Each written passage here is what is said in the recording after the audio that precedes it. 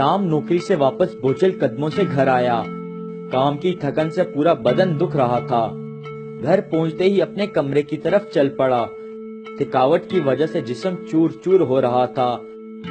कमरे में पहुंचते ही सीधा बिस्तर पर जा लेटा। बिस्तर पर लेटे मुझे चंद लम्हे ही हुए थे कि मेरे आने का सुनकर अबू भी कमरे में आ गए और हाल अहवाल पूछा। थकावट की वजह से हालत खराब थी तो मैंने भी उखड़े लहजे में जवाब दिया। अबू ज़ेरे लब दुआ देते और चुप होकर दिल ही दिल में कुछ कहते वापस चले गए। अबू के जाते ही कुछ देर बाद बेगम कमरे में आ गई। बेगम ने आते ही मुझसे तबीयत दरियाफ्त की और हाल अहवाल जाना। फिर मैंने बच्चों का पूछा कि बच्चे कहाँ हैं। बहुत थका हुआ हूँ, अपने जिगर गोशों को देखूंगा तो सारी थकन उतर जाएगी। बेगम फौरन सहन में खेलते नन्हे मुन्ने बच्चों को ले आई, जो आते ही मुझसे लिपट गए।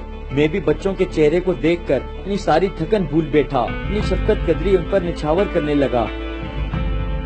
लेकिन चंद लम्हों बाद ही वालिद मोहतरम का झुर्रियों भरा चेहरा आंखों के सामने घूमने लगा कि वो भी शफकत कदरी से मजबूर अपने बेटे को देखने आए थे, लेकिन मेरी बेरुखी के बायस वो मेरे पास न बैठ सके।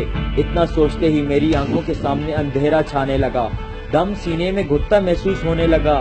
बच्चों को छोड़ा और दौड़ता हुआ वालिद मोहतरम के कमरे में जा पहुंचा, जो अपनी चरपाई पर लेटे न जाने किन सोचों में गुम छत को देखे जा रहे थे।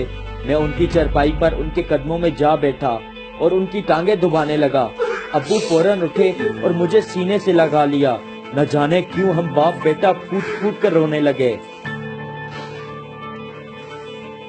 मैं तस्लीम करता हूँ कि ऐसी राहत मुझे कभी नहीं मिली जो बाप के सीने से लिपट कर मिली। दोस्तों, हम अपने पैसों से सब कुछ खरीद सकते हैं सिवाय माँ बाप की खुशियों के। पैसा तो हमारे माँ बाप ने भी सारी जिंदगी कमाया और हंसते हंसते हम पे लौटा दिया, ये जानते हुए भी कि कल वो बूढ़े हो जाएंगे, लेकिन अपने बुढ़ापे के लिए कुछ न बचाया। आप सबसे दरख्वास्त है कि चंद लम्हे अपने माँ बाप के पास बैठ जाया करो, उनसे दुख सुख की बातें किया करो। यकीन मानो दुनिया और आखिरत में खिलाफ पा जाओगे।